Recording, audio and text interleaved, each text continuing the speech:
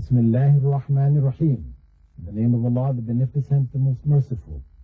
I'd like to welcome you, dear viewers, to another in the series, In the Light of Islam. Assalamu alaikum wa rahmatullahi wa barakatuh. May Allah's peace and blessings be on each and every one of you. With that, dear viewers, I'd like to thank you for continuing to follow this program, or if you're new to watching it for the first time, we hope that you will benefit from the information which is being conveyed in it. And we hope that you'll continue to follow the series as they address various issues which touch the lives of Muslims. Non-Muslims alike. For non-Muslims watching the program, I hope you can see how Islam governs all aspects of life. That there are no issues which arise which we can say, this has nothing to do with the religion. This is something personal, or it has to do with your economic aspects of your life, business, etc. No, nothing falls outside of the scope of the religion, because the religion of God is not just merely certain acts of worship that we do. It is a way of life, a way of living one's life. It is a frame of mind which guides our actions. That frame of mind is a mind or a state which seeks the pleasure of God in the actions of the body. It is one which seeks to find out, what does God want for us in this circumstance or the other circumstance. This is what the pleasure of God means. That we want to do what God prefers for us. He has permitted us to do one thing or another, good or bad. What we want to do is to choose that which is good. Of course, if we're dealing with two things which are both good, as Aisha, the wife of the Prophet Muhammad, may God's peace and blessings upon him, had said, that whenever the Prophet was given two things which were good, both halal to do, he had a choice between two things, he would choose the easier one. This is the way. Islam does not require us to seek what is most difficult, to make life difficult for ourselves. It is already difficult enough. If we have two options, both of which are halal, permissible, then we may choose the one which is easier. If we choose the one which is more difficult because we see certain other benefits in it, whatever, it's perfectly permissible. But there is nothing wrong, there is nothing inferior in choosing the easier one. That was the way of the Prophet in general. He practiced that to demonstrate for us that this is the moderate, easy, natural way which God wants for us. With that, dear viewers, we'll go on to our questions that are facing us. Today we have one from Al-Ain, wherein the writer asks, if a Muslim knows that something is wrong and they do it in order to do good in the future, that is, studying of medicine in a mixed environment, qualifying, and then, using it for the benefit of Muslims and themselves, is this disobedience, and on what level of kufr, or that is disbelief, is this? This is obviously from a female writing in a circumstance, or it could be a male, I guess, too. But I think mainly this issue of studying for women, which in some parts of the Muslim world, an attitude has developed where they are saying women shouldn't study. Don't go into schools, because you go into schools, especially on a higher level, in most countries, there is no separation in education. So men and women are studying together. If you're in the West especially, or going to the West, you're going to be in an environment where there'll be a lot of men around you, etc. So women, they're discouraging them from going to these circumstances.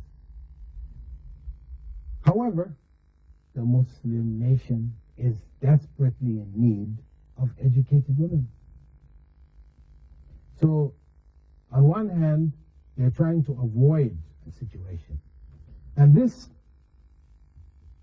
attitude created from the times of the colonization of our countries, our Muslim countries, a backwardness in terms of education for a number of generations, where the colonizing forces would come into our countries, and if the country had a mixture of Muslims and non-Muslims, the non-Muslims would quickly go to the schools which were set up by the missionary institutions connected to the colonizers.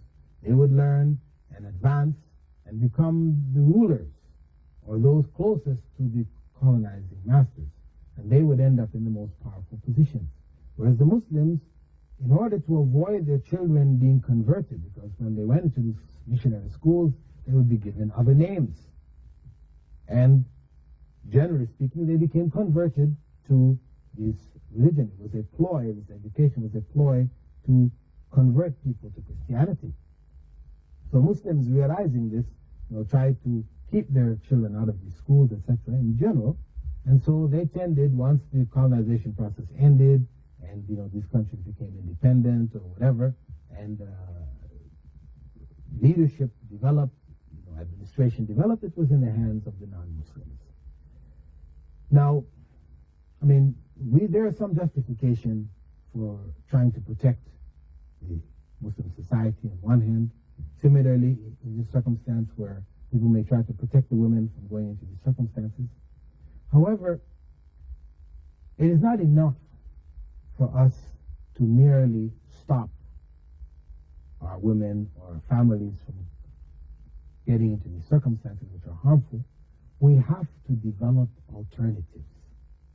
This is what is really the responsibility of the Muslim world, to develop alternative modes of education for their generations to come, which are on a standard which can compete internationally, because they're on a high academic standard, wherein the children will not be obliged to go into these kind of circumstances. Because no doubt, a college campus in the West, or a Western-style college campus, is very devastating for a Muslim youth, male or female. There's no doubt. Now, unfortunately, we haven't developed sufficient alternatives. So, if a Muslim young lady, for example, she knows that going into circumstances where she's mixed up with boys, etc., is not good, but she knows at the same time that we are in need of female doctors, and there's no other way to get that degree or whatever except to go through these medical schools in the West or whatever. Is it permissible for her to do this with the intention of benefiting Muslims and herself after graduation? Is this some kind of disbelief where we're deliberately going into study knowing that this is a haram or forbidden circumstance for it? No, it is not. Of course, as the writer has mentioned here, the intention has to be clear. If one is just going into medicine or to any other field merely because this is the field which will make us the most money, we'll be able to buy a big house and a big car. This is the goal. The goal is the material world, and of course, to go into that circumstance is forbidden. It is sinful. However, if one is going realizing one has an Islamic consciousness, so one is going realizing the need in the Muslim world, going to try to fulfill that need, or at the same time to earn a livelihood for oneself, then that intention, where there is no other opportunity, justifies going into these schools. Now, of course, once one goes into these circumstances, a woman, for example, will maintain her Islamic dress. Going into those circumstances doesn't mean now, because we're justified because of the need, etc., and there's no alternative, now it doesn't mean that you just, jump into it head first and you give up everything else of Islam, which, you say Islam is in my heart. No. What is required of Islam that you are able to practice, you must practice. Your daily prayers, of course, those basic things go without saying. But in terms of your Islamic guard, you must